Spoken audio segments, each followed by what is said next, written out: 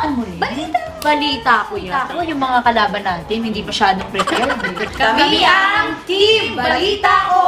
Nakaka-excite, pero nakaka-ano rin, nakaka-nervyos. Totoo naman. Diba? Kasi parang, ano yung time, ano kasi yung time constraint. time constraint. Yan. Stop. Kailangan mabilis ka mag-isip. Yes. Saka minsan kahit nandyan na yung sagot, nakakalimutan mo sa sobrang taras. Mental block. Yan ang kalaban. Kaya nag-decide na ako, uwi na ako.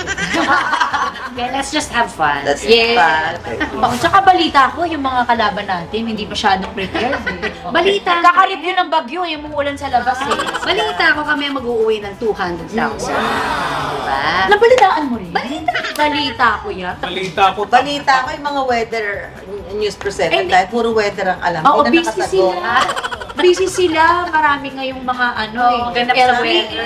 ganyan. Dalawang LTA. Weather lang yan. Weather.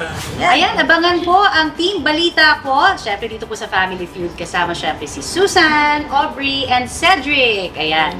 At ako po si Connie. Bago siyempre yan ng 24 oras. Balita ko! Amin na ang papel nyo! Mali ang balita nyo. Basta ang mga balita namin.